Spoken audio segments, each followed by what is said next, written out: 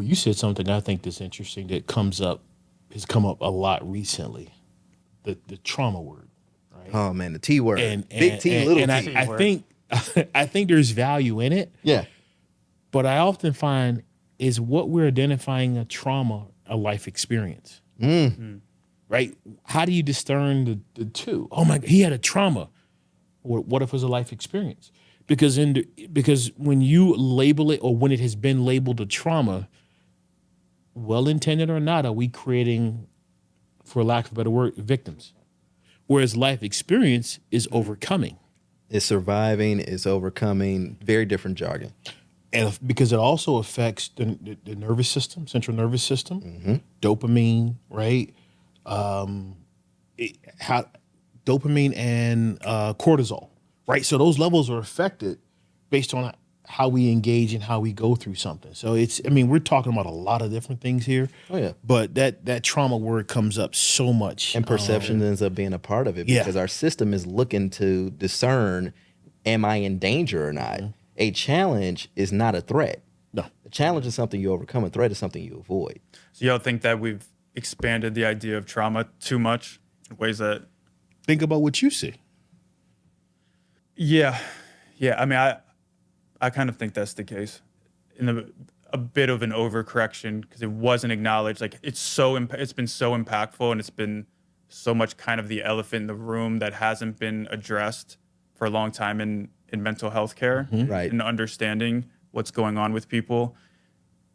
I do actually think there's been a bit of an overcorrection where we're trying to frame everything as trauma and looking at it as therapists. Are we putting that on people by pushing that story?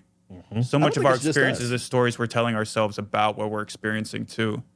But yeah, I think I like the overcorrection. I think that makes a lot of sense. Yeah. Without a doubt. But I don't think it's just us. I think that it's something that, we got a rise in life coaches. We got this person who's a guru and that person who's a guru. We got a lot of people on TV.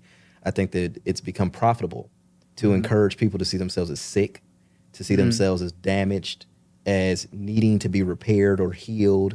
It's not to say that people don't have healing to do. It's not to say that they haven't got bumps and bruises. But I think that if we make victims of people, we stay in business. Because you're going to come back week after week. You're going to tune in week after week. You're going to listen to the podcast week after week because you have to, because you have to get guidance to an extreme degree. I might take back what I said about the trauma. I didn't realize it was going to affect the bottom line of this podcast. If it's good for the podcast, we're all traumatized.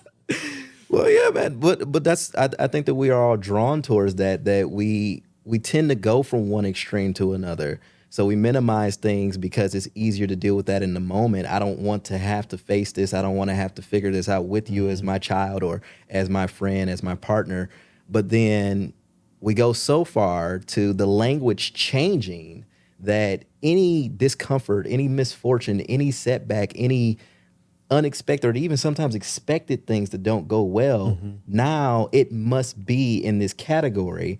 We may distinguish it with the little t or the big T, but what are we framing it as, and how are we encouraging people to navigate these things when we do that? Yeah. And is it done in a way that's disempowering or empowering? Right. Is it something where I'm now fundamentally flawed or injured or hurt? And I mean, trauma is, I don't need to say this even, but trauma is obviously a very real thing, and there's certain traumas that have very profound impacts on their life. And going back to what we're talking about with the overindulgence and the immune system analogy, that it's not like a kid getting any kind of sickness is a good thing for their immune system or their health. Right. There's certain things we do not want our kid to get, and there's certain experiences that are not going to build resilience or anti-fragility. Right. Like, abuse or neglect or lack of attachment with the parent. Like, this isn't helping the kid, So it's about, common sense. It's a matter of degree. I think that distinction needs to be made. And of course, the question then becomes, who gets to make that distinction? I think about when I do an evaluation and I'm talking to a person, I ask them the trauma question, because you got to ask about trauma in an evaluation, otherwise you're not doing therapy. And I make it clear, I'm not the one who's going to tell you what trauma is in your life.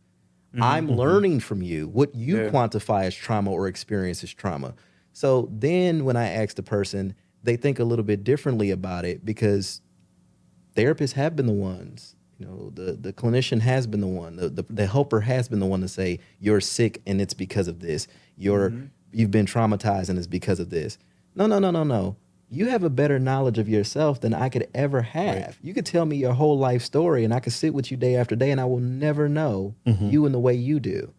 Re-encouraging people to believe that they have that knowledge about self. And it starts young. It starts young. You can do that with children so that they can see themselves as being able to evaluate themselves, be aware of themselves, distinguish situations. I think that's how we grow. If you think about it,